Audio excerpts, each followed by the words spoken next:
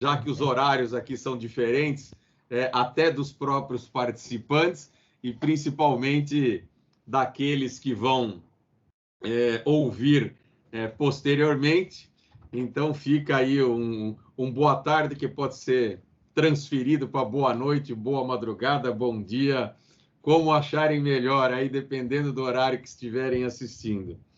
É uma satisfação muito grande nós fazermos esse evento internacional, uma das poucas coisas boas que surgiram com a pandemia, que é essa possibilidade de facilitação aí de contato entre pessoas que estão em diversos locais. E hoje nós temos a satisfação de poder discutir um assunto extremamente interessante e importante, que é a independência do Banco Central.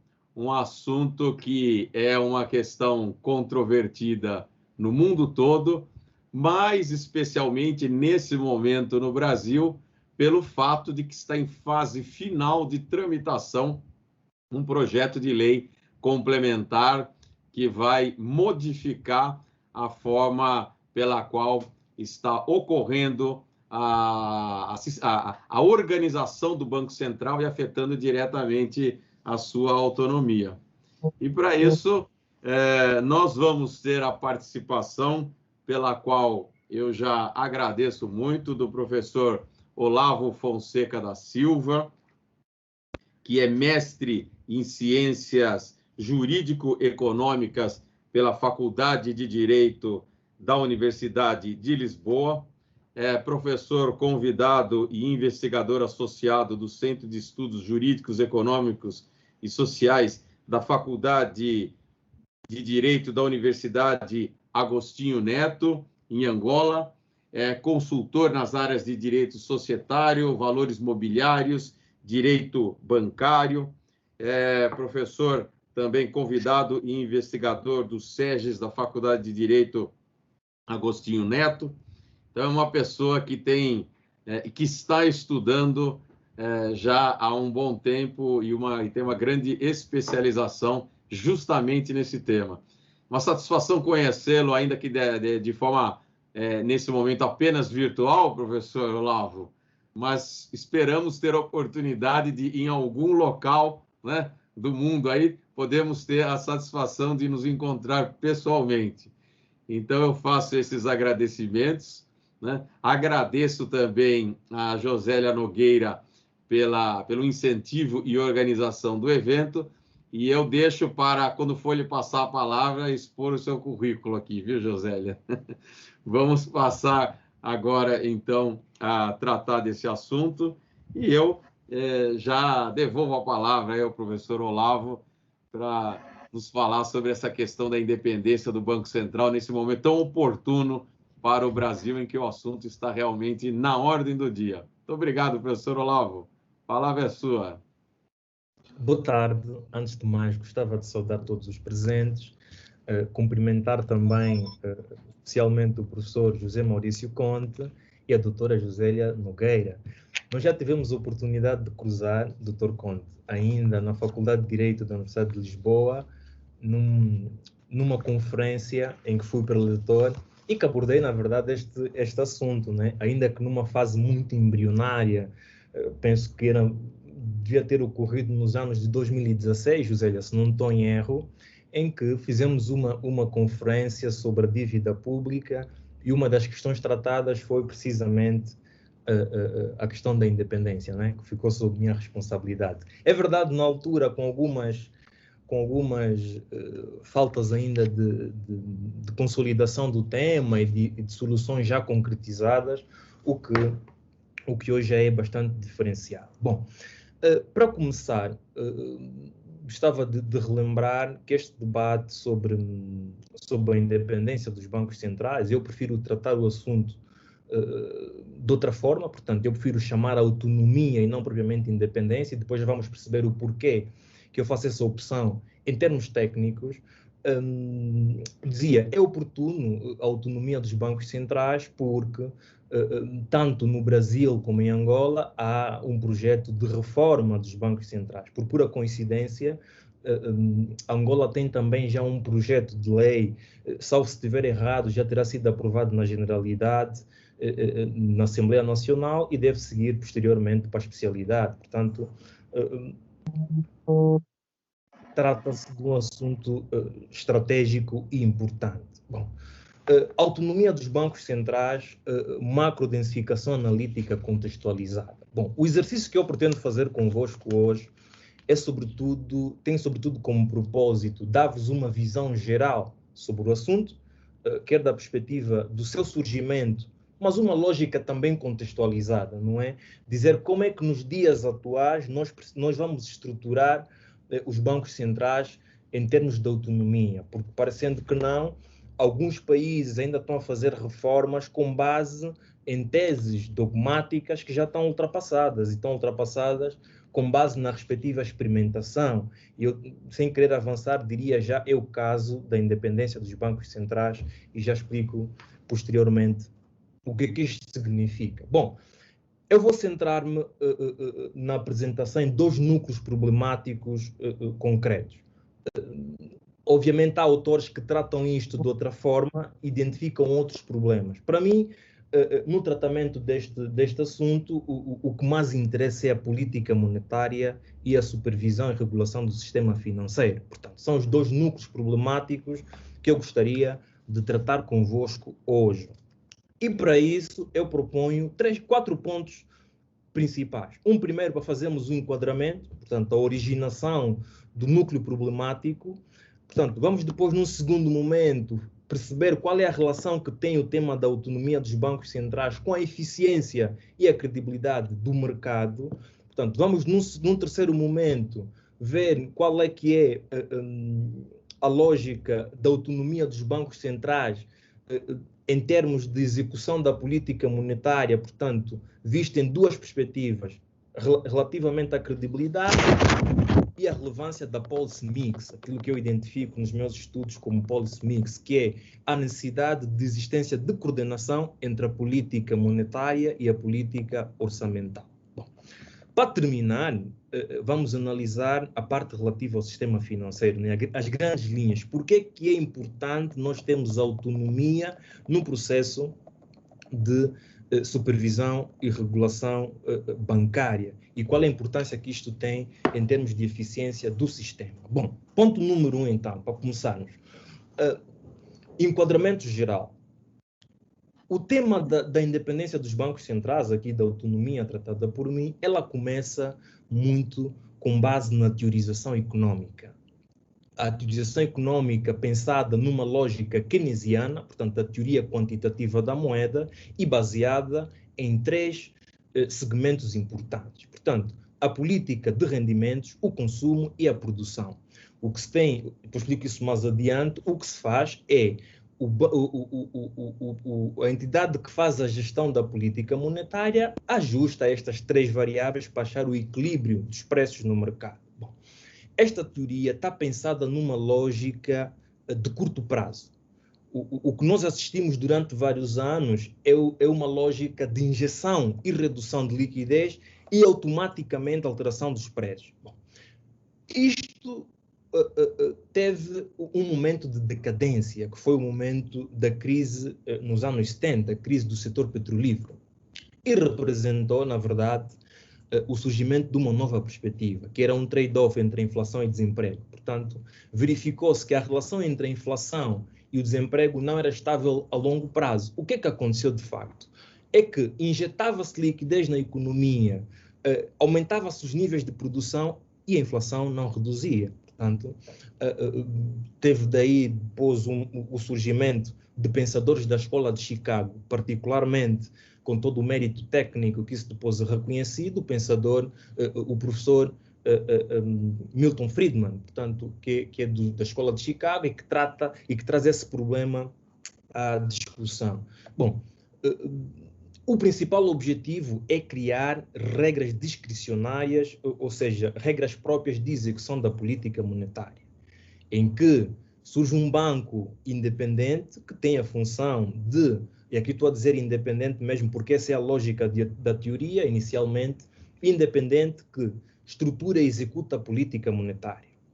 isto representaria uma sinalização ao mercado daquilo que eram os objetivos previamente definidos. Bom, aqui recordar também, por exemplo, uma frase de Joseph Stiglitz, que diz que estamos num momento em que é caracterizado por uma obsessão pelo controlo da política monetária por via da estabilidade de preços. Bom, a construção dessa ideia teve também uma lógica de que a política monetária estruturada pelo poder político, pelos governos, acaba por ter uma lógica eleitoralista, ou seja, a perspectiva dos governos poderem manipular os instrumentos de política monetária em períodos de eleição como forma de achar-se a estabilização do mercado, ainda que isso seja inconsistente. Bom, o que acontece é que pode ter uma perspectiva política e de eleição positiva, mas para os agentes econômicos que fazem investimentos no mercado, a variação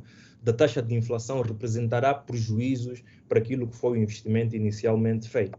Bom, todos nós estamos recordados dos anos 97 e seguintes, que essa teoria foi ganhando ainda maior dimensão de estabelecimento de regras fixas, não é? De execução da política monetária, aquilo que conhecemos hoje como regras de metas de inflação, estruturadas inicialmente no Reino Unido. O sistema do Reino Unido foi, neste sentido, um dos modelos que mais inspirou diversas realidades, a par do americano, mas eu costumo dizer que o americano tem especificidades próprias e que precisam de um tratamento também ele de semelhante. Bom, o objetivo central desta teoria acabou por ser concretizado. Vários países ao nível do mundo, se nós formos estudar estas matérias detalhadamente, acabaram por transformar os seus bancos centrais em entidades independentes. E a tendência continuou até a recente crise financeira internacional. Portanto, podemos pensar aqui na crise do subprime nos Estados Unidos, depois os efeitos que teve também na crise das dívidas europeias, em que entendia-se que bastava manter as taxas de juros abaixo, portanto baixas, abaixo do patamar zero ou mesmo a zero, e a estabilidade de preços, automaticamente o crescimento e desenvolvimento econômico estavam garantidos. Portanto, as coisas não correram propriamente assim. Hoje, quando pensamos nesta teoria, nós temos que ser capazes de reinventar o modelo e estruturá-lo, sem, no entanto, cometemos os mesmos erros que já verificamos em outras realidades. Bom, segundo ponto que eu gostava de tratar convosco tem que ver com a relação com a credibilidade e a eficiência do mercado. Bom, a credibilidade representa o nível de confiança que os agentes econômicos depositam no plano de política econômica. No caso, estamos a falar da monetária, em estrita correlação com a probabilidade desta ser efetivamente implementada e cumprida.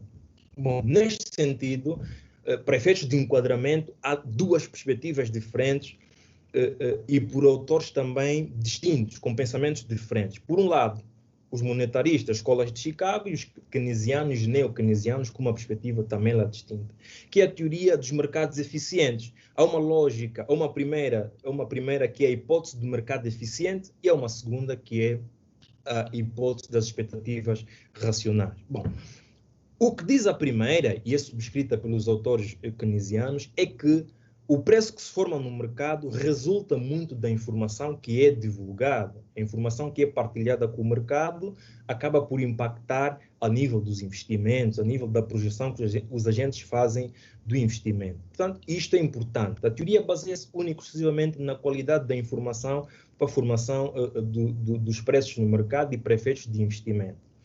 Por outro lado, se quiserem aprofundar esta perspectiva mais numa lógica moderna, porque isto é uma lógica de originação do núcleo problemático, tem que estudar um pouco de direitos de valores mobiliários, perceber, por exemplo, o impacto da informação na formação dos preços das ações que são cotadas em bolsa e na formação do valor das empresas cotadas em bolsa. Portanto, isto já é uma perspectiva mais moderna e mais atualizada da lógica da hipótese do mercado eficiente. Bom, a outra perspectiva que é defendida pelos autores da Escola de Chicago, os monetaristas, diz o inverso, ou seja, diz que as coisas não sucedem desta forma. A informação não representa o único mecanismo para formação da vontade dos agentes econômicos e para a projeção do investimento.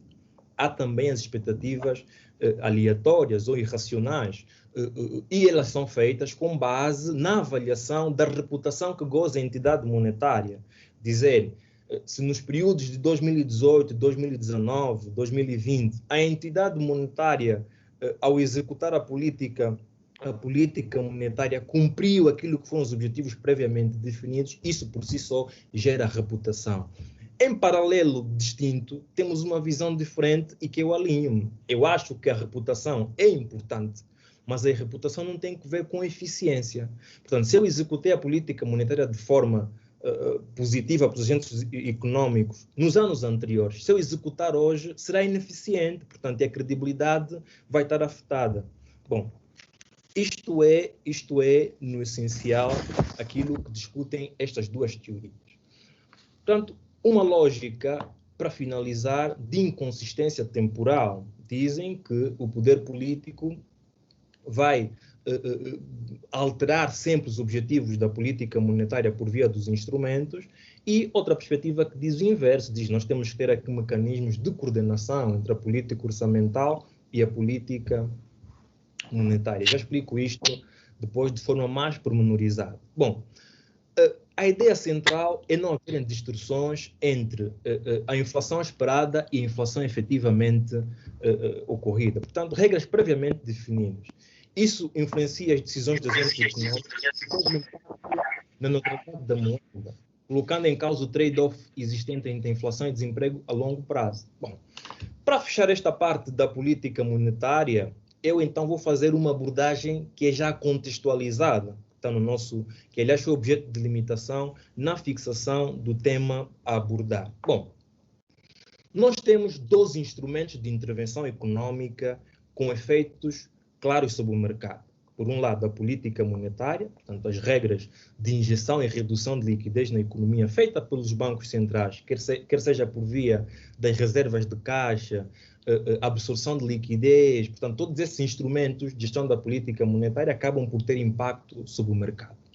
Paralelamente, nós temos, isto está sob a responsabilidade do Banco Central, no caso. Paralelamente, nós temos uma perspectiva que é diferente, que é de outro instrumento de intervenção econômica, que é a política orçamental. A política orçamental é a responsabilidade do governo, do poder político, e também tem impacto sobre a formação dos preços.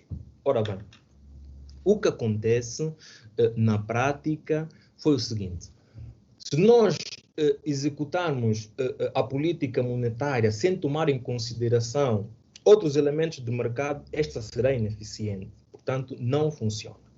A política orçamental, por via de 12 instrumentos principais, por um lado, o efeito multiplicador da despesa, portanto, quando o Estado faz a programação da despesa, essa despesa tem impacto sobre a formação dos preços no mercado, porque aporta liquidez aos agentes, quer com a prestação de serviço, quer com investimentos. Isto é importante.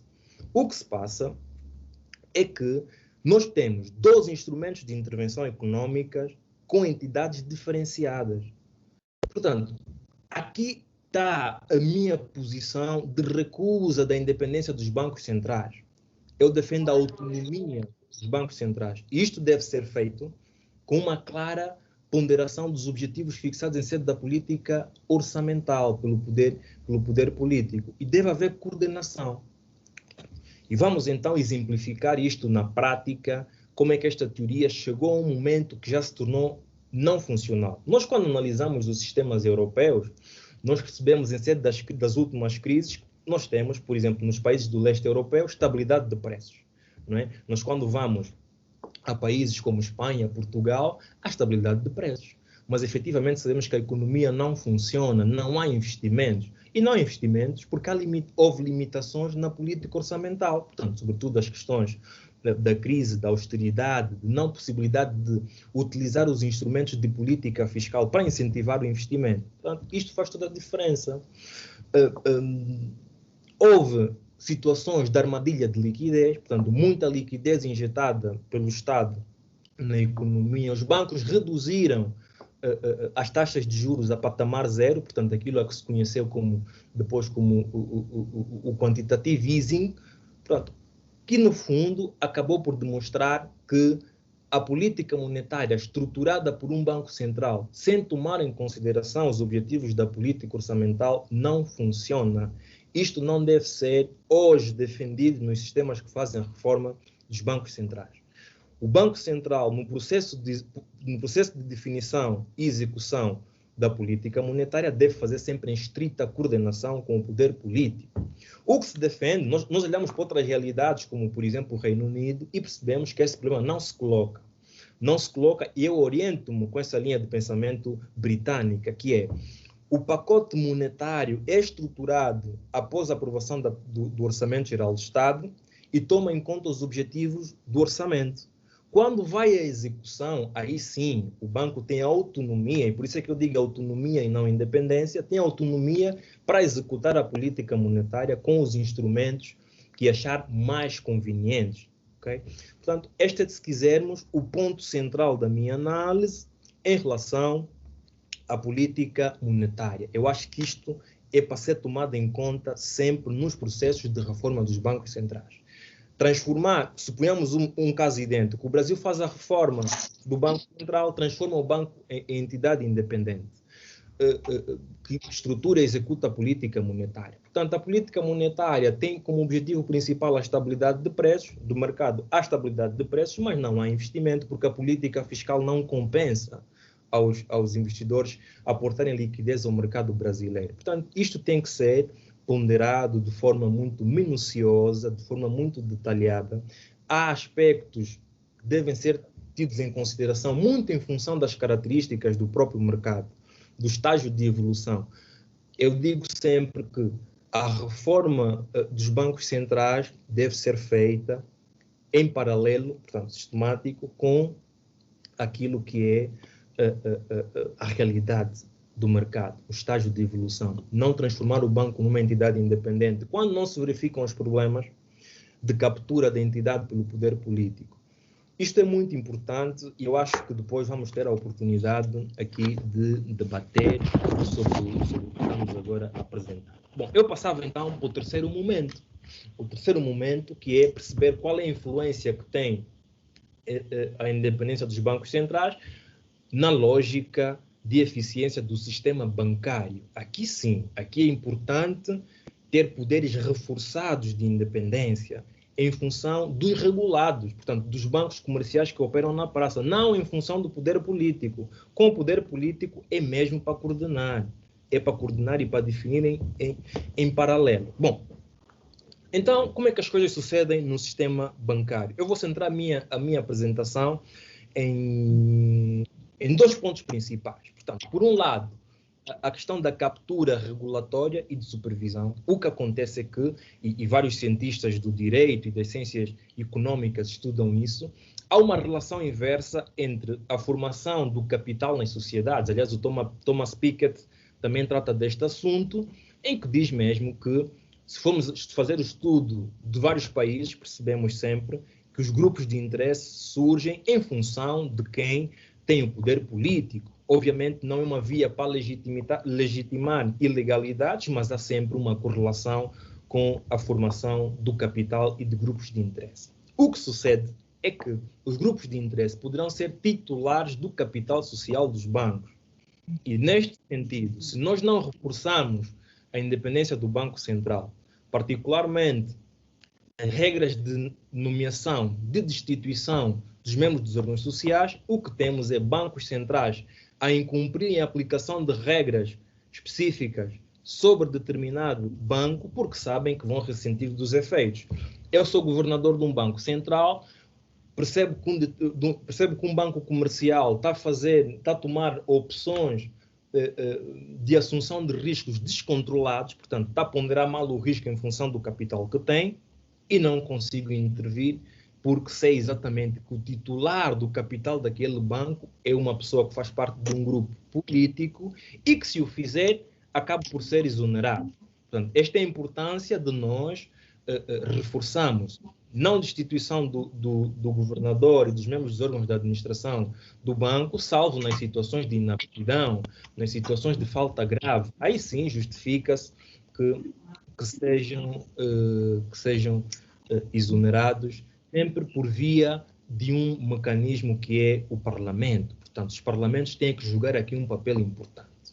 Porque estes dois núcleos problemáticos que estamos a abordar depois desembocam num problema de legitimidade democrática. Nós pegamos e transferimos competências a um Banco Central independente. O Banco Central estrutura um conjunto de medidas e de opções técnicas, como se costuma dizer, governo dos sábios, muito tecnocratas, que têm impacto sobre a vida das pessoas. E são órgãos não eleitos. Okay? Portanto, é sempre importante que o processo de nomeação seja feito pelo poder político, esteja subordinado a critérios de validação pelo Congresso, no caso, pelo Parlamento, pela Assembleia Nacional em Angola, e que isto represente quer prefeitos de nomeação como de destituição, porque senão temos a mesma situação que é demissões arbitrárias e outras questões que podemos depois também ver com maior detalhe. Bom, para terminar, coloca-se também em termos, na perspectiva dos bancos da independência relativa aos bancos comerciais, portanto aos operadores do mercado, a qualidade da regulação. Quando nós temos grupos de interesse que conseguem influenciar a atividade política, em princípio teremos uma lógica de flexibilização das regras a serem aprovadas pelos órgãos legislativos como forma de permeabilizar os grupos de interesse. Portanto, isso é preciso Portanto, quais são as grandes conclusões que eu gostava de fazer convosco? Bom, eu defendo a autonomia reforçada dos bancos centrais, portanto, como condição essencial que é, portanto, já estive a dizer, a coordenação com a política orçamental. Portanto, se nós fazemos isto de forma diferente, teremos bloqueios da política monetária ou vice-versa orçamental sobre a atividade e o desempenho do Estado. Poderemos também ter conflitos de objetivos. É o poder político, é o governo, quero fomentar o investimento, quero aumentar a despesa pública para gerar o efeito multiplicador da despesa, e se o fizer, vou gerar inflação. E o Banco Central tem como objetivo principal a estabilidade de preços. Portanto, isto pode ser, do ponto de vista prático, um problema grave. E não precisamos de repetir isto que já vimos nos outros países recentemente e que colocaram em causa de forma muito perene, muito clara, a tese da independência dos bancos centrais. Bom, na minha lógica, o reforço da autonomia dos bancos centrais deve ser acompanhada de um outro mecanismo importante, que é o de prestação de contas. O Banco Central, que é reforçado a sua autonomia, tem de comunicar com permanência com o mercado. E esta comunicação, esta divulgação de informação deve também ser feita na Assembleia Nacional, portanto, nos congressos. O governador do banco tem de explicar aquilo que foram os objetivos fixados na política orçamental anterior e se foram atingidos efetivamente, e aquilo que é a programação futura. Não é uma boa técnica legislativa, porque multiplica problemas, subordinar a prestação de contas ao Presidente da República. É importante que seja feita junto do poder legislativo. Então vamos ter outro problema de conflitos, que é o Presidente conseguir influenciar diretamente, porque é ele que nomeia a política orçamental, sabendo já a priori que o governador vem justificar as suas opções de política monetária. Bom, meus senhores, estes são os tópicos que eu pretendia abordar convosco para fomentar o nosso debate a título inicial. Entretanto, uma análise mais robusta, mais consistente, mais abrangente em relação aos sistemas, inclusive incluindo os sistemas internacionais de referência, portanto, o Banco Central Europeu, o Banco da Inglaterra, a Reserva Federal dos Estados Unidos, pode ser encontrada neste livro, né, que eu sou autor, que foi publicado pelo Grupo Almedina em Portugal e publicamos em Angola, agora no dia 18 de dezembro, na Faculdade de Direito da Universidade de Agostinho Neto. Portanto, tínhamos também o plano de o fazer na Faculdade de Direito da Universidade de Lisboa e não fizemos por causa da situação de pandemia que todos nós conhecemos. Professor José Maurício Conte, muito obrigado. Eu estou à disposição depois para questões e para debatermos isto de forma detalhada. Obrigado. Professor Olavo, quem agradece somos nós. É realmente excepcional que em poucas palavras e em pouco tempo conseguiu dar essa visão abrangente, inclusive com essa introdução das questões.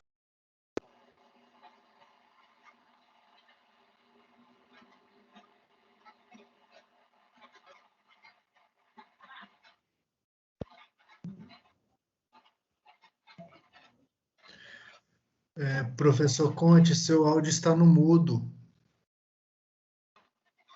Eu tinha desmutado e acho que não funcionou aqui. Eu tomei o cuidado de desmutar, mas acho que não funcionou, ou recoloquei. Professor Olavo, desculpa aqui a nossa falha, mas dessa vez não foi esquecimento meu. Eu juro que eu tirei do mudo aqui. Mas eu estava falando que eu fico muito agradecido. Realmente conseguiu em poucas palavras dar um esclarecimento muito preciso a respeito das questões, introduziu os aspectos econômicos que envolvem o núcleo da discussão sobre as questões de fundo da autonomia do Banco Central e praticamente os dois principais pontos que são relevantes na autonomia do Banco Central, que é a sua questão da atuação na política monetária e também no âmbito da fiscalização do sistema financeiro, no que se assemelha e é bastante semelhante ao que ocorre aqui no nosso país. Então, aqueles que não compreendiam a discussão sobre a autonomia do Banco Central podem ter certeza que com essa curta exposição e precisa, ficou absolutamente claro e nítido quais são realmente as grandes discussões que envolvem a autonomia do Banco Central. Eu não vou, por hora, falar, eu vou primeiro deixar que a Josélia comente, depois, quando passarmos para a discussão com o público, eu vou ver se eu também faço algumas considerações próprias. Mas antes disso, já reiterando e ratificando os agradecimentos pela excelente exposição, eu vou passar a palavra, então, para a nossa debatedora aqui, a Josélia Nogueira, que recentemente obteve o seu mestrado em Direito Financeiro aqui na Faculdade de Direito da USP, já é mestre em Direito Tributário pela Universidade Federal do Paraná, procuradora-geral do Estado do Paraná, aposentada, e já foi procuradora-geral do Estado, já foi também secretária da Fazenda do Estado do Paraná e atualmente é doutoranda pela Universidade de Lisboa. Então, é uma pessoa que tem toda a qualificação teórica e prática para também compreender, entre outros assuntos, esse da autonomia do Banco Central. Josélia, muito obrigado pela sua participação e por toda a colaboração com esse evento. E eu vou passar a palavra para as suas considerações antes de depois abrir para as considerações do público. Obrigado, Josélia. Olá, boa tarde a todos. É um prazer estar aqui. Professor Conte, muito obrigada. Meu orientador de mestrado da Faculdade de Direito da Universidade de São Paulo, e a quem agradeço muito. E Olavo, meu colega lá na pós-graduação da Universidade de Lisboa, nós tivemos a oportunidade de estudar muito esses assuntos com o professor Paz Ferreira, com o professor Luiz Moraes. Foi uma grata satisfação compartilhar com você desses estudos tão importantes que fizemos. Minha tese de doutorado é de vida pública, onde abordarei também essa questão, ainda que tangenciando, do Banco Central, que é bem importante para o debate. Mas gostaria de dizer que concordo em tudo com você, fico muito feliz, Olavo, não vejo a hora de comprar seu livro, né? Eu passo uma temporada em Portugal, uma temporada aqui no Brasil para escrever a tese, e vou comprar o livro com certeza, e será um prazer estudar, porque você traz todas as questões que nós precisamos debater no Brasil. Nós temos várias questões em aberto, o Brasil já tem autonomia, o Banco Central tem tanta autonomia que não depende nem do governo mais para as questões orçamentárias, a sua autonomia é total. Essa ampliação da autonomia, querendo uma independência, eu concordo com você, Olavo, que é algo que não deve acontecer. Concordo que a política monetária tem que ser tem que ser implementada junto com a política orçamental do governo, e isso é fundamental para que nós consigamos isso, né? Então, eu vou abordar algumas questões do Banco Central no Brasil, e nós tivemos a oportunidade de escrever um artigo numa revista internacional sobre planejamento de longo prazo que existe no Brasil, e vou tratar um pouquinho dessa questão quanto ao Banco Central. O Banco Central no Brasil tem uma dupla função. Além de ter a função de política cambial, monetária e ter a inflação, e controlar a inflação, ele também tem algum de fomento para o desenvolvimento e crescimento. E ele decide fazer isso através de um planejamento estratégico de 20 anos. 20 anos porque o desenvolvimento no longo pode ser 20, 40, mas o longo trata cada geração cada 20 anos. Então, dizer que pelo menos no desenvolvimento de 20 anos o Banco Central precisa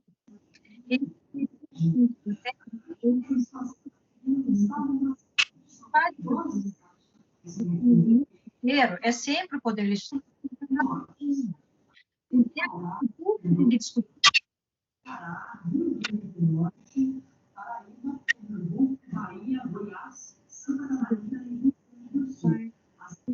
Josélia, só uma interrupção aqui, tá prejudicando um pouquinho e cortando um pouquinho o microfone. Não sei se isso está valendo para todos ou só para mim. Caro.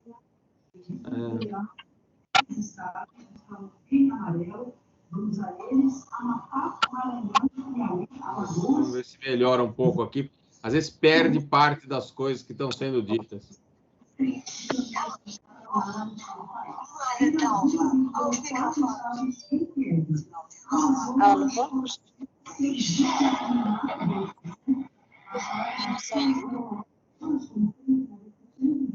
Estão me ouvindo agora? Melhorou. Aparentemente melhorou bastante. Eu acho que é essa questão, mas ele está no máximo. Deixa eu diminuir um pouco. Agora, estão me ouvindo bem? Não, agora melhorou bastante, Eu acho que é o fone de ouvido que tem que ser usado. Bom, então, essa questão do planejamento estratégico de longo prazo, que não se pratica no Brasil, é algo que o Banco Central precisa ter, e tem que ser aprovado pelo Congresso Nacional, porque é ele que tem que discutir o que é que nós queremos, né, para a política monetária, para o crescimento e desenvolvimento econômico. Esse planejamento ele tem que ter alguns objetivos bem definidos. No Brasil, nós temos aí compromissos assinados com a ONU, com vários organismos internacionais e com a nossa Constituição Federal de erradicação da pobreza, da miséria e da fome. Então, essa é uma questão que não pode ser deixada de lado, tem que estar no planejamento. Melhoria do capital humano com educação, nós precisamos de melhorar muito a educação no Brasil. Industrialização com incentivo à indústria nacional, né? Nós estamos vivendo um momento de desindustrialização no Brasil e uma dependência dos produtos primários que são exportados, que nos causa problemas terríveis, principalmente de falta de emprego, de aumento da miséria e da pobreza, de volta da fome. Nós temos que ter políticas de pleno emprego, que envolvem a industrialização.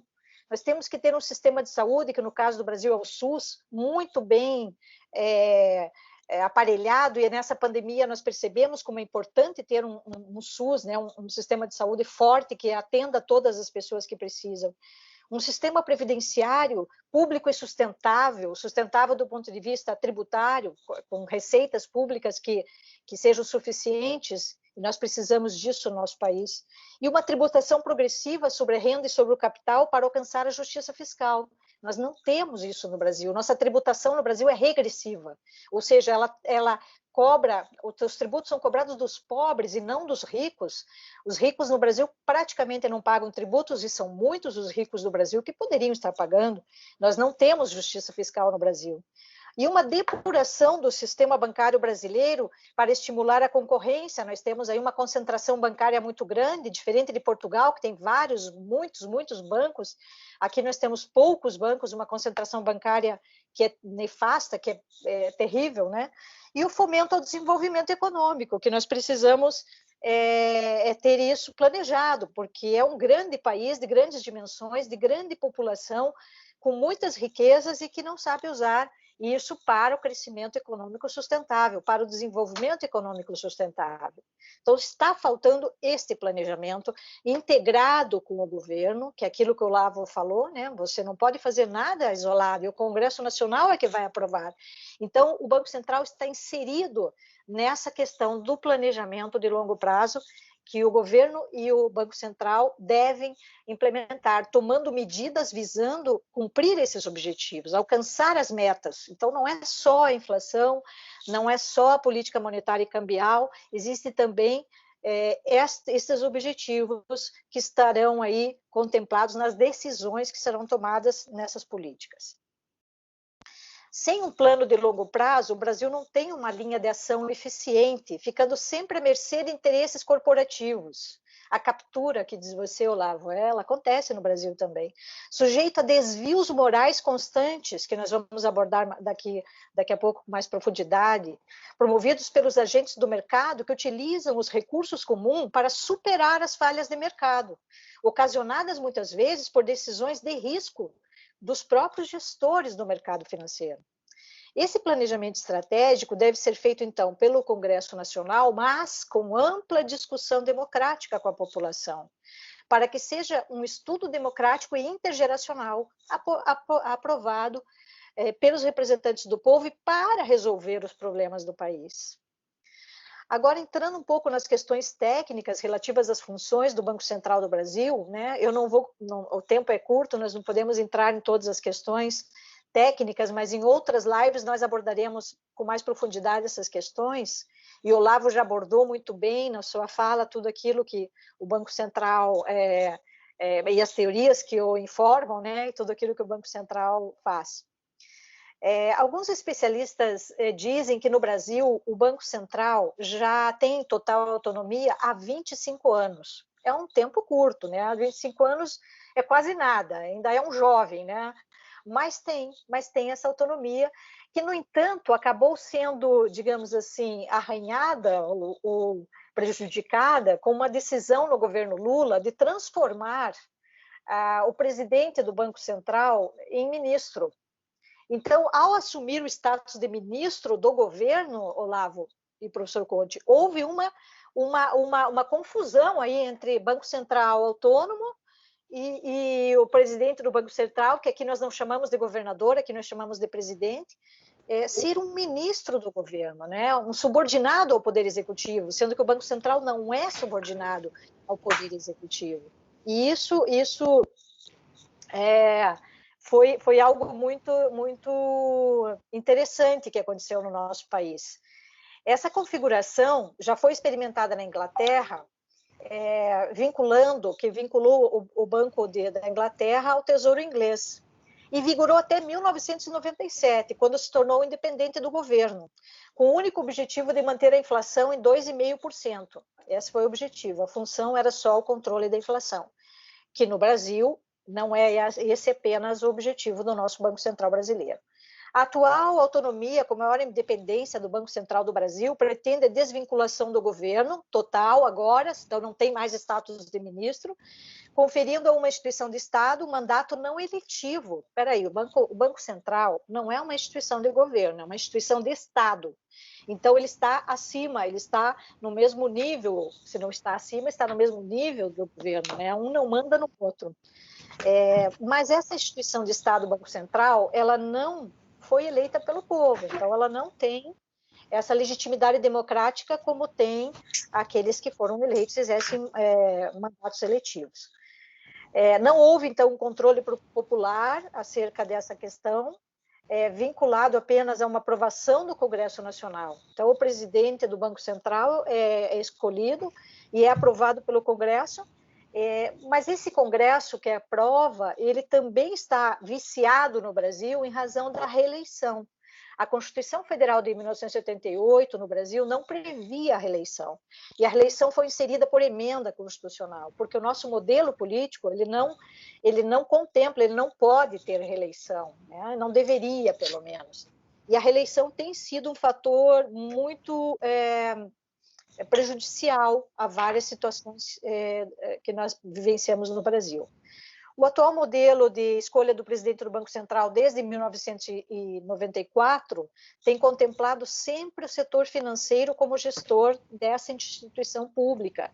Instituição pública que, como eu já falei, é crucial para o planejamento estratégico nacional. E, além disso, um mandato de 4 anos para o presidente do Banco Central, ele vai tornar legal um desvio moral que é denominado na doutrina como porta giratória. Nessa porta giratória, né, nesse modelo de porta giratória, os indivíduos que são de instituições privadas, eles acabam ingressando no Banco Central como presidentes do Banco Central e eles têm acesso a informações privilegiadas. Eles entram ali com interesses e com informações privilegiadas de um setor público, eles voltam para a iniciativa privada, depois do mandato de 4 anos ou a partir do momento em que eles não estão mais no cargo.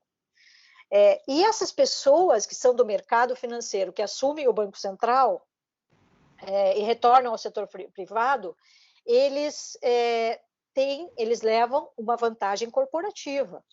Essa vantagem corporativa que eles levam ao retornar para o setor privado, fere os princípios da concorrência livre, tão reivindicada por aqueles que advogam a independência e autonomia do Banco Central. Stiglitz denuncia nos Estados Unidos o uso de informações privilegiadas, e essa foi a tese que o fez ganhar o Prêmio Nobel, por indivíduos do setor privado que vão para o setor público e depois retornam para seus postos de origem, ferindo a concorrência. Ele já apontou isso nos Estados Unidos e existe no Brasil também. Isso é um problema. O Brasil, ele tem 4 instituições públicas importantes no setor bancário: o Banco Central, o Banco do Brasil, a Caixa Econômica Federal e o BNDES, que é o nosso Banco Nacional de Desenvolvimento Social, que é o banco de fomento, que assumiu muitas funções do Banco Central nessa área, mas mesmo assim ainda o Banco Central permanece com algumas funções de fomento, né, que é dentro das suas políticas. E esses bancos públicos que eu me referi são todos, e ainda tem outros, tem as agências de fomento estaduais, tem alguns bancos públicos estaduais ainda que não foram privatizados. Eles são todos administrados por funcionários públicos concursados de carreira, com anos de experiência e comprometidos com interesses públicos nacionais. Esses funcionários de carreira dos bancos públicos, que são pessoas muito preparadas para exercer essas funções, eles poderiam acessar também o cargo de presidente do Banco Central. Poderia ser o ápice da carreira desses executivos dos bancos públicos no Brasil. Seria excelente para evitar essa questão da porta giratória e das informações privilegiadas que o Stiglitz tanto se refere com tanta propriedade. O mandato do presidente do Banco Central, por outro lado, não deveria ter prazo certo. Nem 4 anos, nem 6, nem 10, não deveria ter um prazo certo, porque ele vai executar um planejamento de longo prazo. Isso acontece em vários países, inclusive nos Estados Unidos, também na Inglaterra. O Portugal, inclusive, o governador do Banco Central, do Banco de Portugal, ele permaneceu no cargo, se não me engano, por 30 anos. E assim acontece no mundo. Também nos Estados Unidos, que tem o Fed, que é um banco praticamente privado, mas lá também não há, para que não haja a interferência ou para que não haja a porta giratória, né? Para que não entre no Banco Central alguém que é do setor privado e volte depois com informações privilegiadas. Bom, a autonomia e independência do Banco Central não pode significar uma vinculação estrita ao sistema financeiro internacional vinculado ao BIS, ao Fed americano ou ao Banco Central europeu, como um mero alinhamento ocidental na superfície. e uma submissão ao controle financeiro internacional exercido por famílias de banqueiros e instituições bancárias que controlam o mercado financeiro internacional. O Banco Central do Brasil, independente e autônomo, deveria ser como o Supremo Tribunal Federal. O Supremo Tribunal Federal é a nossa instituição máxima do Poder Judiciário. É uma instituição de Estado, é autônoma e independente, regida pela Constituição Federal, e só. O Banco Central do Brasil também é regido pela Constituição Federal e deveria ter um plano estratégico de longo prazo com cláusulas pétreas que garantissem autonomia e independência para que os governos não interferissem no Banco Central. Porém, com submissão à fiscalização do Congresso Nacional, que é a Casa do Povo, tendo o STF como protetor da Constituição e também do Banco Central. O que não pode acontecer é o Banco Central se submeter a interesses corporativos. É a questão da captura que o Olavo se referiu. As últimas alterações na Constituição, recentemente aprovadas, emenda 106, deram ao Banco Central, tais alterações, concederam ao Banco Central a possibilidade da compra de debêntures emitidas por qualquer empresa privada, inclusive pequenas empresas. As pequenas empresas no Brasil, elas não costumam sobreviver mais do que 5 anos. É o máximo porque elas acabam não conseguindo se permanecer por longo tempo no mercado. E vão poder emitir debêntures, e o Banco Central vai comprar. E se as empresas fecharem, nós é que vamos pagar essa conta, porque isso vai gerar uma necessidade de emissão de mais dívida pública. Os ativos, os débitos do Banco Central serão cobertos por operações de mercado aberto ou venda de ativos. Mas os ativos deveriam ser utilizados para a promoção do crescimento econômico, para o pleno emprego e metas de inflação, para conter as metas ou para atingir as metas de inflação. O Banco Central deveria promover políticas monetárias e cambiais para cumprir o plano estratégico que ele deveria elaborar, o plano de longo prazo. E os objetivos nele fixados em favor da nação. As operações de incentivo à pequena e média empresa já estão contempladas em várias leis no Brasil, inclusive tem uma instituição chamada SEBRAE que se encarrega desse setor. E há uma relação muito grande com o setor bancário privado. Então, eles não precisariam que o Banco Central comprasse debêntures como agora o nosso Banco Central brasileiro vai comprar, o que é temerário, né? Dentro do plano estratégico e desenvolvimento, o plano estratégico para o desenvolvimento tecnológico, nós precisamos também além do plano de desenvolvimento tecnológico, que nós estamos carentes no Brasil, nós precisamos promover a educação pública integral, o ensino profissionalizante, o incentivo à educação superior, a criação de centros de alta tecnologia em regiões pouco desenvolvidas do país, como a Amazônia, por exemplo. Para tanto, poderiam ser contratados professores estrangeiros que viessem ao Brasil trazer esse conhecimento. O Brasil está carente de tecnologia. Nessa pandemia, nós até fabricávamos vacinas antes, aqui no Paraná, onde eu moro, nós temos aqui o Tecpar que fabricava vacinas. E as vacinas nessa pandemia não foram fabricadas pelos nossos laboratórios, que foram desmontados pelo governo. Isso tudo precisa mudar. Nesse aspecto, o Banco Central tem um papel importante, pois suas políticas monetária e cambial de médio e longo prazo poderão aumentar os ativos depositados no banco, possibilitando o incentivo do investimento em tecnologia, tão importante para o futuro do país e a superação da dependência tecnológica. Na América do Sul, as relações de um Banco Central autônomo e independente com os bancos centrais da região poderão favorecer a autonomia dos bancos centrais dos países aqui da América Latina, favorecendo políticas cambiais que possibilitem trocas entre os países, utilizando moedas locais, sem intermediação do dólar. Aqui nós temos o Mercosul, que nunca implementamos definitivamente, mais que o Mercosul, nós temos todos os países da América Latina numa integração possível, de uma venda de uns para outros, venda e compra de produtos com o seu próprio dinheiro, fazendo isso através do Banco Central. É possível fazer. Antes da criação do Banco Central no Brasil, na década de 60, pelo governo militar, porque o Banco Central ele foi criado na década de 60, antes disso ele não existia, existia uma superintendência que cuidava dessas questões. Depois ele foi criado e teve muitas alterações até chegar nos dias de hoje como está. Então, o sistema era administrado por uma superintendência que era totalmente controlada pelo sistema bancário e político, que garantia o lucro das operações de risco dos bancos privados, que permitia obras de elevado custo por interesse político, garantidas pela emissão de moeda, o que gerava uma alta e constante inflação. Isso garantiu a acumulação primitiva de um setor com alto poder político, composto por bancos e empreiteiras, sem garantir uma industrialização tecnologicamente independente, sem distribuir a renda com o fortalecimento dos salários. E isso aconteceu na Europa, né, e não acontece no Brasil. Esse problema do Brasil não aumentou a massa salarial, a condição que é uma condição econômica fundamental para o desenvolvimento econômico e social equilibrado. Por isso que o Brasil continua ainda um país que está precisando muito se desenvolver com tudo isso que eu acabei de dizer. Antes de conceder, então, independência ao Banco Central, porque autonomia ele já tem, a nação deveria exigir a depuração do sistema bancário por meio de uma auditoria da dívida pública da União.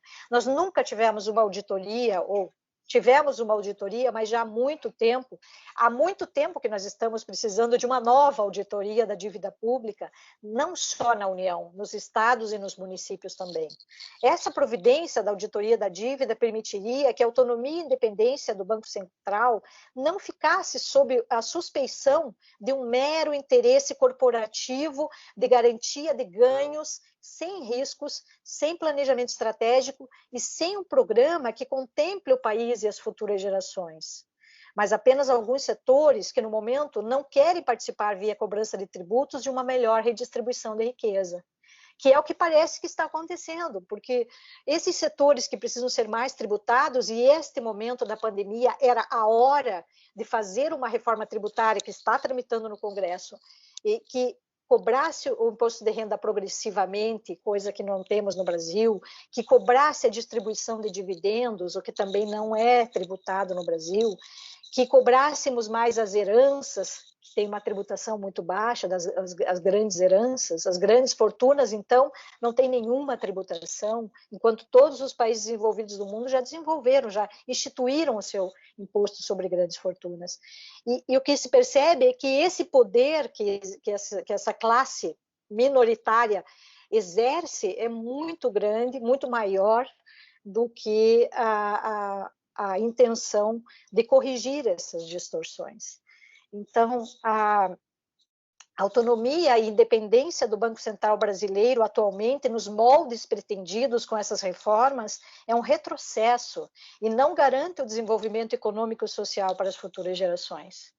O que eu espero que aconteça é que nosso debate fomente a discussão, que as pessoas se interessem mais em investigar, em questionar, em exigir alterações efetivas. Pode ter independência maior, que seria maior autonomia? Talvez possa, mas desde que cumpra as suas obrigações, para que nós tenhamos crescimento e desenvolvimento, pleno emprego e industrialização, investimento em tecnologia. Aí nós teremos um futuro muito mais seguro. Eu quero agradecer a oportunidade e me desculpar se me alonguei, mas deixo para discussão agora, se alguém quiser debater, e para as perguntas, se alguém quiser fazer no chat, e que nós podemos aí discutir. Muito obrigada. Josélia, muito obrigado, e foi muito bom ouvir da sua parte essas considerações, porque elas mostram a amplitude do assunto que pode tomar o que parece ser algo muito pontual, que é a independência, autonomia ou independência, ou ambos do Banco Central, para outras questões, né? Eu só vou perguntar ao professor Olavo se ele prefere que nós façamos algumas considerações e avaliemos as questões do chat, ou já quer responder ou falar alguma coisa sobre a Josélia e depois nós passamos para as considerações do chat. Como ficar mais confortável aí da sua parte. Ou se quiser... Está bem. Posso fazer aproveitar para colocar aqui alguns temas, alguns problemas. Perfeitamente. Então, faça algumas considerações, depois a gente avalia aí o restante das considerações e aí fazemos tudo de uma vez. Aí está com a palavra, professor. Tá, obrigado, Josélia. Parabéns pela apresentação, muito consistente, bem explicativa também. Eu iria, se calhar, tomar aqui para fomentar o debate entre nós a questão da captura regulatória, uma das formas de captura regulatória, particularmente as portas giratórias, né, o revolving doors. Este problema tem sido tratado, tem sido apresentadas algumas soluções para o problema.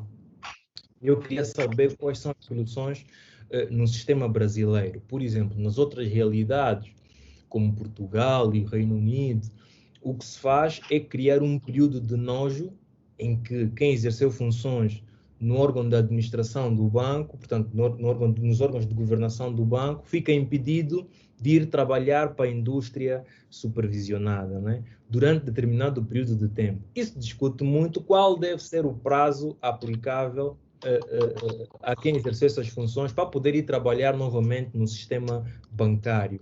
Qual é a realidade no Brasil sobre este assunto? Por outro lado, eu introduzia um outro problema, que é o problema de que se nós limitarmos a possibilidade de regresso à atividade profissional, estaríamos a princípio a matar um profissional, um tecnocrata, que ainda podia dar algum empréstimo em termos de conhecimento e contributo para o país. Bom, isto é uma das perspectivas apresentadas.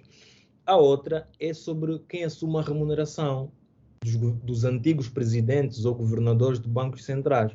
Sobretudo, quando já são vários governadores, já são vários administradores que passaram pelo Banco Central e continuam a ser pagos as remunerações, ainda que parcelar, isso depois pode representar um peso substantivo em termos de despesa. Eu gostaria de saber qual é a tua perspectiva sobre este assunto e como é que o Brasil trata ou pretende tratar deste assunto das portas giratórias, não é? Muito obrigado.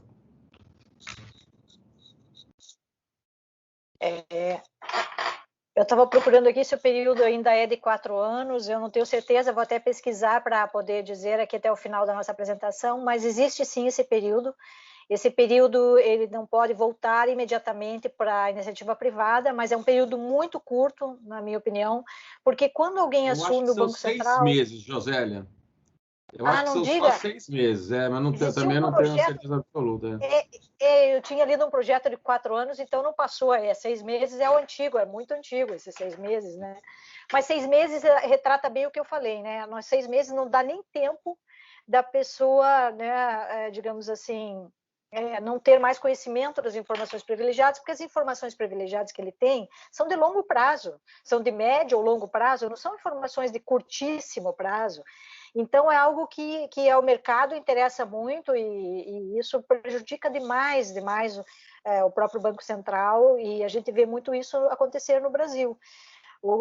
Quando nós tivemos agora recentemente o Tombini, né, que era o presidente do Banco Central, que era de carreira, e ele esteve lá por alguns anos. Isso foi muito bom, foi muito salutar, porque sendo de carreira, ele tinha mais compromissos e não tinha compromissos com o setor privado. Então, foi muito interessante de analisar a gestão dele. Claro, não vou fazer uma avaliação da gestão dele, mas quero dizer que é possível, ele foi um bom gestor, assim como existem outros nomes nos bancos públicos que poderiam assumir, ou pessoas que se dedicam à docência, ou pessoas que não se dedicam a trabalhar para os bancos privados e para as corretoras, ou para as investidoras e as agências, né?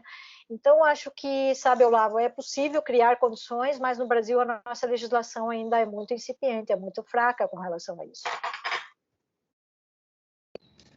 Obrigado. Eu retorno a palavra ao professor José Maurício Conte. Obrigado. Obrigado. Professor Olavo, eu vou só fazer umas pequenas, breves considerações e uma indagação, e depois já vamos fazer uma avaliação aqui com relação a algumas questões que estão no chat, que pode até olhar mesmo, já se adiantar. Antes de começar, um agradecimento e parabenizar e um agradecimento pela indicação do seu livro. E eu vou até aproveitar e pedir a oportunidade que alguém aí no chat coloque todos os dados a respeito, que nós temos que adquirir aqui pela internet, né? Então, a gente podendo saber editora, edição, ano e etc. Se alguém tiver essa gentileza, nós agradecemos aí, porque vai ser muito útil. Eu acredito que nós não tenhamos aqui no Brasil um livro tratando especificamente sobre autonomia de Banco Central, embora não seja propriamente a minha área, que aqui isso é mais direito econômico, mas eu estou com um interesse muito grande. Então, se alguém puder fazer essa gentileza aí, nós agradecemos. Mas voltando ao tópico aqui, só uma breve consideração e talvez até uma indagação, né? O que se observa em relação, ou pelo menos o que eu pude observar, já que a minha área é mais o direito financeiro e a questão da autonomia do Banco Central, ela é mais diretamente voltada ao direito econômico, por isso é que eu nunca me debrucei, mas tenho muito interesse em me debruçar mais por conta da influência que existe dessa atuação do Banco Central nas finanças públicas. Mas o que eu pude depreender é que o Banco Central ele tem duas grandes funções. Uma delas, que é de fiscalização do sistema financeiro, parece mostrar ser muito útil e adequado que exista uma independência, né? Uma autonomia / independência, né? Ou ambos, do Banco Central, porque essa garantia que se dá aos seus integrantes e ao Banco Central para permitir que eles tenham maior liberdade, né? E ficam menos sujeitos à interferência do mercado que eles estão fiscalizando, então ela parece algo bastante útil. Na outra função do Banco Central, que é atuar na política monetária, aí já a questão parece ficar um pouco controvertida, né? Porque, de um lado, se ele atuar para executar a política monetária de uma forma desconectada da política orçamentária, isso pode não ser muito saudável, né? Porque se houver uma divergência entre a política orçamentária e a política monetária e houver essa autonomia e independência do Banco Central, esse tipo de atrito não vai ser bom para as políticas públicas. Então, aí nós ficamos diante de uma situação que parece não ser conveniente a autonomia do Banco Central. Por outro lado, né, ainda dentro dessa política, de exercício da política monetária, se houver uma interferência muito forte e uma sinergia muito significativa entre a ação do Poder Executivo e a atuação do Banco Central, essa função do Banco Central de proteger a moeda, né, de dar maior estabilidade pela moeda, ela fica fragilizada. Então, acho que esse é o grande dilema que nós enfrentamos. Quer dizer, você tem alguns pontos em que a independência do Banco Central ela mostra ser muito útil e, em alguns pontos, ela mostra que pode ser prejudicial. E eu terminaria com uma pergunta: existiria algum modelo ideal que permita compatibilizar essas circunstâncias todas aí para termos um Banco Central que atue em benefício público, né? Como seria, quais seriam os possíveis mecanismos para poder conseguir compatibilizar essas funções da melhor forma? Então, assim, a minha questão é essa. Estou dando uma verificada aqui, e já vou falar tudo de uma vez, porque aí fique livre para responder no que quiser, né? Vamos ver aqui, né? Uma observação do Manuel Neto, né, às 15 horas e 1 minuto, que o Banco Nacional da Angola não elabora política monetária, apenas participa na sua elaboração. Significa que ele entende que já existe uma concertação com os poderes públicos e uma independência na sua autonomia ou na interpretação. Aí o Gerson Cruz, novamente às 15h16, horário aqui de Brasília, né? Ele disse que significa que não existe uma independência do Banco Central em função do colete de forças, entre aspas, pergunta, né? Significa que não existe uma independência do Banco Central em função desse colete de forças em que se encontra encerrado pelas organizações que dominam e controlam o sistema financeiro internacional? Acrescenta ainda o Gerson Cruz que, na verdade, o Brasil não teria um banco central independente, e ele acaba também complementando, dizendo que, se calhar, será importante avaliar se a independência do Banco Central é compatível ou não com modelos de Estado hierarquizado ou de Estado democrático. Deixa eu ver se tem mais alguma consideração que possa ser. Não, na verdade, nós temos aí um conjunto de elogios a ambos, né? Então, professor, fique se sentindo elogiado aí pelo que o nosso público merecidamente diz a respeito da sua palestra, que eu pude atestar, e fique à vontade, né, para poder fazer as considerações que considerar relevantes. E já agradeço aqui a indicação da possibilidade de compra aqui pela livraria Almedina. Muito obrigado, Autonomia do Banco Nacional de Angola. Muito obrigado. Autonomia, já estou anotando aqui, do Banco Nacional de Angola. E aí lhe passo a palavra, professor. Muito obrigado, professor Maurício Conte. Sim, eu prefiro começar exatamente pela sua pergunta, né? A primeira. Bom, no final do dia, nós temos aqui uma espécie de um trade-off entre as diferentes escolas de pensamento e posições em relação à autonomia dos bancos centrais. Bom, aquilo que eu defendo hoje é uma espécie de integração das duas teorias, não é? Portanto, tanto a teoria de independência dos bancos centrais tem aspectos positivos e também alguns negativos, e a autonomização também. Aquele que é o problema principal que existe no sistema, nos diversos ordenamentos jurídicos, é o problema da coordenação entre a política orçamental e a política monetária. Resolvido este problema, isto fica ultrapassado. Depois podemos também indicar, porque isto não é tudo errado, não é tudo... Portanto, a teoria da independência dos bancos centrais tem coisas que são positivas. Por exemplo, há uma lógica de que há limitação. Quando é definido o pacote orçamental e, posteriormente, com base em regras predefinidas, há uma limitação da possibilidade do governo emitir dívida pública para efeitos monetários. Então, nós sabemos que a dívida pública, a emissão também tem uma lógica, por um lado, de financiamento da atividade econômica do Estado, e tem também outra perspectiva que é de política monetária.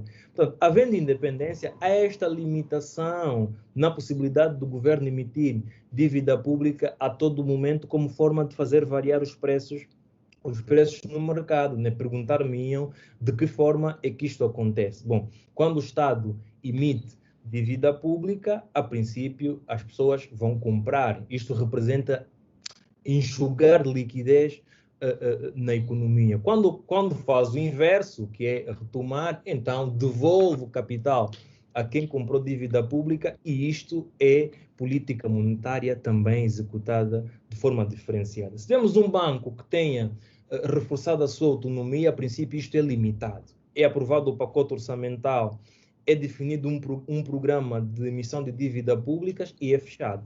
Depois, não tem como pedir ao Banco Central que emita dívida pública. Professor Maurício Conte, o grande problema é este. Basta que se coordene a política orçamental e a política monetária, portanto, na aprovação e depois no processo de execução. Atenção, que esta coordenação não pode representar a subordinação do Banco Central à gestão da dívida pública do Estado. Portanto, isto é preciso ficar muito claro em sede dos respectivos diplomas. Bom, eu passo para a segunda pergunta, que é sobre a autonomia do Banco Nacional de Angola. Bom, nós temos aqui um problema que pode ser visto em duas perspectivas, né? Uma positiva e outra negativa. Aliás, isso também está bem explicado de forma detalhada no livro que tratamos. nós temos um estágio de evolução do mercado que é diferenciado das outras realidades. Nós não tivemos até a presente data qualquer reforma do Banco Nacional de Angola para conferir autonomia, portanto, ou independência. E temos ainda os sistemas estruturados numa lógica muito embrionária de bancos centrais. O que temos que ser capazes de fazer é uma reforma que não cometa os mesmos erros que os outros cometeram de transformar o banco em entidade independente. Bom, então, se o BNA não estrutura a política monetária, apenas participa, que efeitos negativos é que isto tem? Portanto, tem vários. É que, estruturado o pacote monetário e levado à execução, o governo sempre consegue dar instruções específicas ao governador do Banco Nacional de Angola em relação àquilo que tem de fazer com a política monetária. E isto é negativo. É negativo por quê? Porque o mercado, os investidores que olham para Angola e percebem o nível de inflação, por exemplo, programado em sede da política monetária, e percebem que há uma influência política de curto prazo sobre a atividade do Banco Central, saberão, a princípio, que aquilo que está definido em termos de política monetária poderá não ser executado se a vontade política for alterada. Por quê? Porque o Presidente da República influencia a atividade ou influencia as posições que são tomadas pelo governador. Portanto, isto é importante de tomar em consideração. Outra pergunta, depois para passar já a Josélia para responder também, é sobre a lógica de uma captura internacional, de uma falta de independência que é internacional. Isto também temos detalhado neste estudo que recomendei. O que acontece no final do dia, e se formos estudando essas coisas muito ao detalhe, acabamos por perceber que há muitos problemas de autonomia e de independência. Portanto, se nós olharmos, por exemplo, para as entidades que fazem parte do Comitê de Basileia e que são responsáveis pela emissão de um conjunto de normas ou estándares internacionais, vários países têm de ajustá-los, portanto, são os grandes bancos centrais ao nível internacional, muitos deles dominados pelos grandes bancos privados, pensem na realidade americana, e como é que isto influencia. Eu aproveitava mesmo para dar-vos aqui um exemplo muito concreto, que é quando se mostra de que a avaliação de crédito devia ser feita pela própria instituição, transitou isto das funções do Banco Central para o próprio Banco Comercial fazer a sua avaliação e submeter posteriormente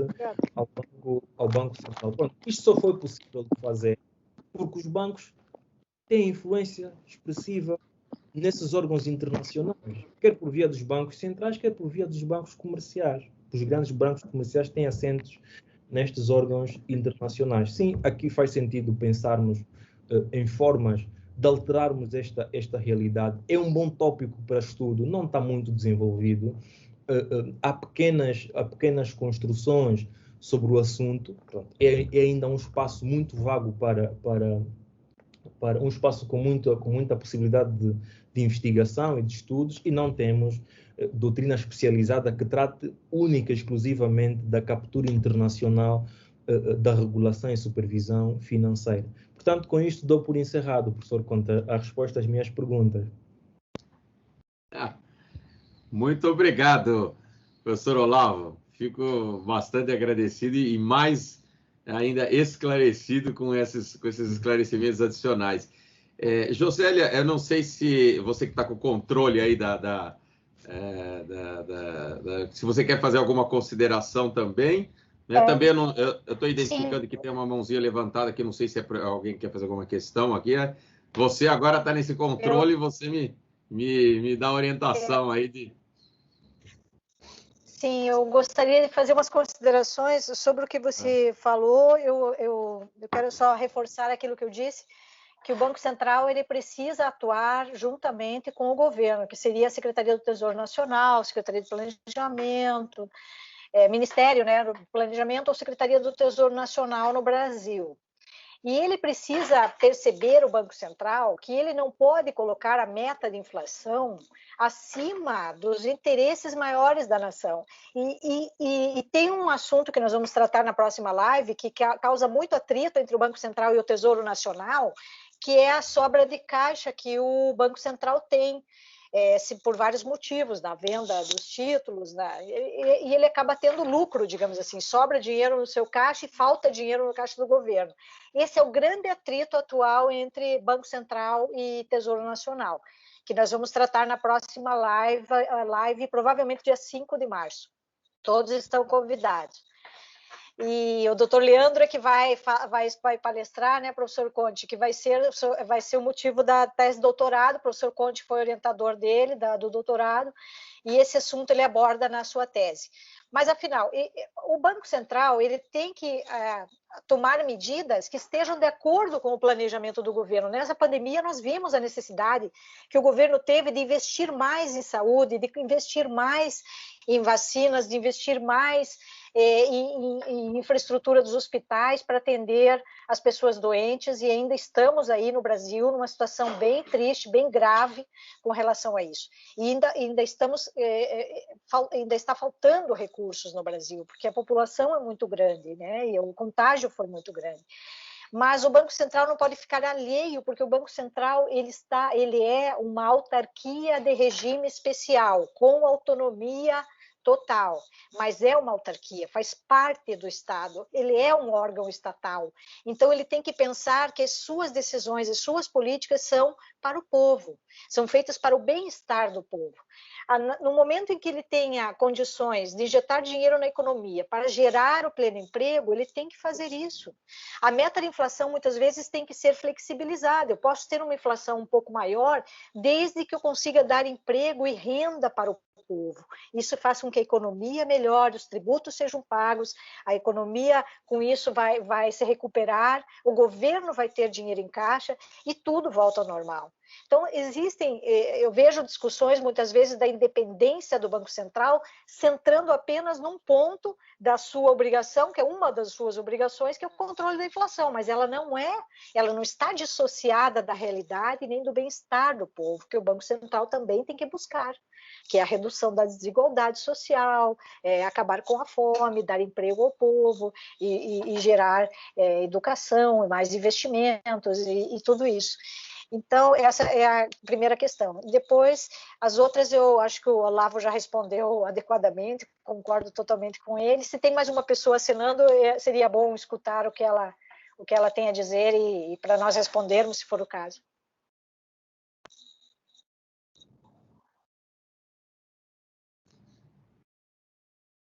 Boa noite. Boa noite. Boa noite. Está me ouvindo? Sim, sim. Só que aqui é boa tarde, mas não tem problema. Sim, boa tarde, boa noite. Eu sou o senhor Luiz Jimbi, sou técnico do Ministério das Finanças de Angola. Bom, estive a representar Angola no Banco Africano de Desenvolvimento há algum tempo. Eu queria, primeiro, agradeço a apresentação que foi feita e queria perguntar ao Dr. Olavo, na sua pesquisa, que relação pode estabelecer entre eficácia de política monetária e estádio de desenvolvimento da economia, ou autonomia do Banco Central e estádio de desenvolvimento da economia? Porque nós, quando olhamos para a nossa economia, porque nós, quando falamos de Banco Central, nós estamos a falar do setor financeiro e bancário todo, né? E o setor financeiro e bancário é um setor de apoio à economia real. E essa economia exige uma política monetária consequente. Mas nós constatamos que na economia angolana é a política orçamental praticamente que puxa tudo, incluindo a própria política monetária. Eu não sei. Falar da autonomia é preciso ter em conta o estádio de desenvolvimento da economia nacional. É possível que é por isso que uns disseram que o Banco Nacional não elabora política monetária. Por quê? Por causa da sua incapacidade neste momento de puxar a economia. O nível de desenvolvimento, o estádio de desenvolvimento é ainda, podemos dizer, incipiente. E é a política orçamental praticamente que faz tudo para tentar puxar a economia. Porque até muitos programas de crédito, muitos programas de fomento da produção, é o governo que coloca os fundos à disposição dos bancos. De modo que a coordenação, sim, é muito importante, conforme disse, mas eu queria apenas que fizesse um comentário sobre essa relação entre eficácia da política monetária e estádio de desenvolvimento da economia, ou autonomia do Banco Central e estádio de desenvolvimento da economia. Muito obrigado. Por favor, professor Olavo. Obrigado, professor Conte. Bom, eu passo a responder então de seguida. Bom, primeiro, é importante percebermos que nós precisamos efetivamente de fazer a reforma do Banco Central e conferir-lhe maior independência. Analisar isso na perspectiva angolana, temos que fazer outro ensaio analítico que é também relevante. Bom, eu se calhar faria lembrar ao Dr. Luís Guimbe, que nós tivemos um problema, vou exemplificar isto com questões práticas. Primeiro, na perspectiva do sistema bancário. Nós tivemos nos últimos anos um problema de acesso a uma determinada moeda, que foi o dólar, certo? Todos nós sabemos das limitações que foram aplicadas a Angola na recepção de dólares norte-americanos. E isto ocorreu essencialmente porque se verificaram situações menos positivas na gestão destas moedas. Bom, e teve-se em consideração isto para dizer que só ocorria porque existia uma captura do Banco Central por aquilo que eram os interesses de mercado. Aqui nesta perspectiva, sim, faz sentido pensarmos no assunto porque isto nos confere credibilidade internacional. Saber que o Banco Central atua de forma autónoma além de ser uma tendência internacional, nos confere credibilidade na integração ao sistema financeiro internacional. Podermos nos relacionar com correspondentes quando tomamos conhecimento, por exemplo, quando queremos fazer uma operação de importação ou de exportação e vamos a um banco e precisamos de um correspondente nos Estados Unidos, são estas reformas, são estas formas de proceder do Banco Central que são tomadas em consideração, particularmente numa redução da possibilidade de branqueamento de capitais. Por quê? Porque não há influência direta sobre o sistema de gestão do Banco Central e nas transações internacionais. Portanto, isto é muito importante. É um lado do problema e que merece uma análise específica. Temos depois uma outra perspectiva que fala do estágio de evolução do mercado e do impacto e da relação entre a política monetária e orçamental. A nossa situação é sui generis, não é? Nós temos um nível de inflação em Angola que é alto, e é alto porque temos deficiências naqueles 3 pilares essenciais que falei inicialmente e que permitem que tenhamos estabilidade, portanto, estabilização econômica, que é a política de rendimentos, o consumo e a produção. Nós não conseguimos ainda em Angola ajustar estes elementos. Quando formos capazes de ajustar estes elementos e termos estabilidade de preços, aí sim teremos que pensar noutras questões que são importantes, né? Em termos de reforma do Banco Central. Por agora, como estamos a preparar o projeto, é importante estruturar e tomar em consideração aquilo que tivemos aqui a dizer agora. Uma necessidade de coordenação entre a política orçamental e a política monetária, porque no sistema de bancos centrais independentes, a política monetária é responsabilidade do Banco Central e sabemos que ela pode bloquear os efeitos da política orçamental. Portanto, se o Estado decidir criar um determinado estímulo fiscal para fomentar o investimento e, por outro lado, o Banco Central, que tem a gestão da política monetária, perceber que isso vai gerar inflação e aumentar as taxas de juros, não há financiamento. Portanto, a princípio, as empresas, os investidores não vão pedir financiamento aos bancos porque a taxa de juros está alta. E quem fez isto foi o Banco Central por via de uma medida de política monetária. Portanto, doutor, são essencialmente estes comentários iniciais que tinha para responder à pergunta. Josélia, se quiser também adicionar, portanto, pode fazê-lo também. Não. Obrigado, Olavo. Não tenho nada a adicionar, concordo com você, você tem toda a razão, é isso. E aqui no Brasil nós temos um pouco mais de autonomia, até na política monetária, que é realizada em conjunto com a Secretaria do Tesouro Nacional. Mas o Banco Central tem maior autonomia, porque é Angola, pelo visto. Tá bom. Josélia, quer abrir mais uma última pergunta aqui? Tem uma mão do, acho que, se eu não me engano, o Hernani, para mim não aparece direito aqui. Aí podemos aí colocar mais essa última questão aí também para não abusar do palestrante. Então, se estiverem de acordo, eu passo a palavra aí para quem... Boa tarde para o Brasil. Boa tarde, obrigado. Boa noite para os meus colegas em Angola. Eu gostava, antes de mais, de apresentar os meus sinceros parabéns à organização deste debate e começar por dar um grande abraço e os meus sinceros parabéns ao brilhante meu colega Dr. Olavo, acompanhado pela brilhante intervenção da doutora Josélia e o trabalho conciliador que o professor Dr. José Conte vem efetuando. A questão, eu tenho estado a ouvir com muita atenção, com uma especial atenção, todo o debate. E entretanto, se me permitem, eu gostaria de ouvir, da parte do Brasil, eu entendo que seja um bocadinho difícil, porque a reforma recente do Banco do Brasil não atribui ao Banco do Brasil, digamos, uma autonomia instrumental muito forte, na medida em que nós não nos podemos esquecer que o Conselho Monetário continua a ser o pilar do sistema. Mas a verdade é que uma das questões que eu gostaria de apresentar ao meu colega Olavo e à doutora Josélia, se me permitem os dois, é a seguinte.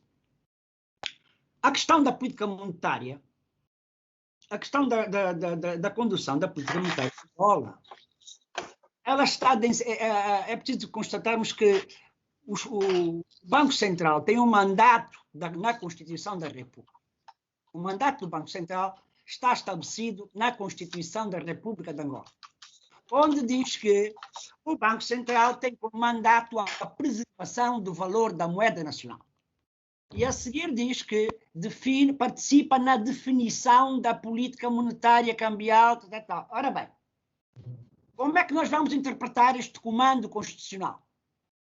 Por um lado, ele tem um mandato específico que a Constituição atribui, que é a preservação do valor da moeda, que significa dizer que, no fundo, vamos acabar por entrar naquele chavão económico, se me permite, do professor Dr. Conte, que é a estabilidade de preços. Desaguar a estabilidade de preços. Mas depois temos a lei constitucional diz assim, o Banco Central participa na definição. Ora bem, a definição da política é conduzida pelo Executivo, pelo Governo. O que significa dizer, no nosso entendimento, que a condução, o legislador ordinário depois densifica numa lei ordinária os poderes e as atribuições do Banco Central para atingir esses dois mandatos, digamos assim. Ora bem, na nossa opinião, nós entendemos que a definição da política de uma forma geral é óbvio, é natural, que compete ao Executivo, pois cabe a ele, claro, exercer a função executiva da política económica do Estado. Mas o Banco Central, ao participar na definição, conhece perfeitamente as linhas da política monetária estabelecidas pelo Governo. A partir do momento em que o Governo estabelece a política, o Banco Central naturalmente efetua a condução. E nós aqui, quando estamos a falar em condução, se me permitem, nós herdamos aqui esse conceito de condução da mesma forma que os portugueses foram buscar ao conceito em inglês to conduct, que significa fazer gestão, gerir. E é por isso que, na lei do banco, na lei do Banco Central de Angola, lá estabelece claramente que o Banco Central faz a condução da política monetária. Ora, nós entendemos que a condução da política monetária, naturalmente, inclui a elaboração da formulação dos instrumentos que a lei expressa e taxativamente estabelece. Esse era um aspecto que eu gostava de colocar, era se não nos queremos aqui desenvolver muito em termos académicos essa problemática, porque o doutor Olavo e a doutora Josélia já desenvolveram bastante, mas a questão para nós aqui é que a condução da política monetária tem que ser feita obrigatoriamente pelo Banco Central, porque senão, como é que ele vai cumprir o mandato constitucional da preservação do valor da moeda nacional? Se há um comando constitucional que estabelece que o Banco Central tem um mandato de preservar o valor da moeda nacional, e depois, claro, obviamente, o legislador vai densificar numa lei ordinária os poderes e as atribuições para ele poder executar essa política. Eu não sei se me fiz entender quanto a essa questão da condução da política monetária. Mas, finalmente, doutor, eu vou só para acabar. Eu queria colocar uma questão à doutora Josélia, uma outra questão. Era o seguinte. O orçamento, o Estado é o acionista único do Banco Central. Estamos todos de acordo quanto a isso. Exceptuando, é claro, que são raros os bancos centrais em que o capital social também tem stakeholders privados, como é o caso, por exemplo, do Federal Reserve Bank da África do Sul. Mas o que eu queria dizer é o seguinte: sendo o Estado o acionista, como é que os senhores veem a questão? Aliás, acham que a independência, eu não gosto muito desse termo, gosto muito mais do termo de autonomia reforçada, dos bancos centrais na questão da autonomia orçamental, os bancos centrais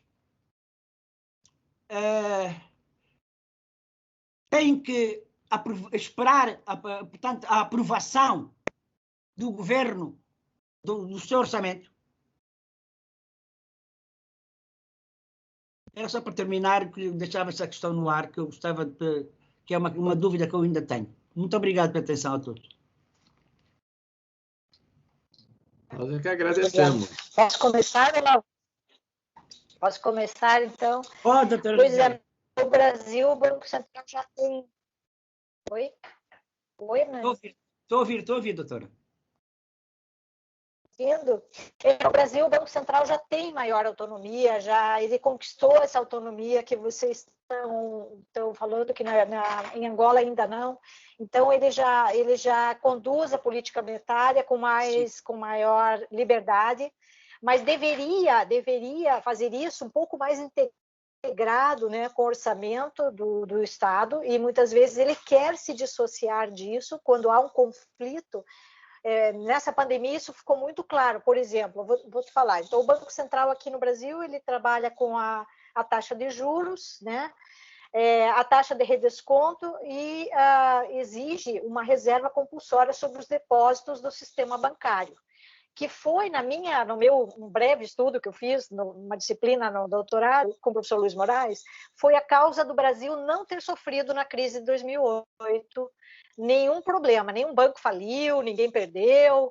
Na crise de 2008 o Brasil passou incólume, porque, pelo que eu analisei, né, nós temos esse compulsório, que é os bancos têm que depositar do dinheiro que as pessoas depositam nos bancos, tem que depositar todos os dias no Banco Central. Isso nos deu uma garantia muito grande. E ocorre que, com a pandemia agora, nós tínhamos de depósitos, digamos, 1,2, quase 1,3 trilhão de reais.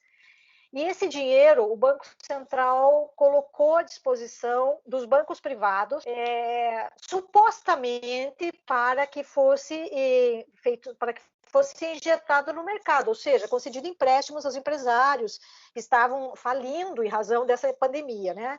E esse dinheiro não chegou aos empresários. Os empresários se queixaram que não receberam apoio do governo, que não tinham dinheiro para pagar seus funcionários e mantê-los em casa, que não tinham dinheiro para manter as atividades e pagar os fornecedores, e que os juros que foram cobrados dos empréstimos que foram oferecidos eram altíssimos, com garantias, inclusive, da empresa e do seu estoque e de tudo mais.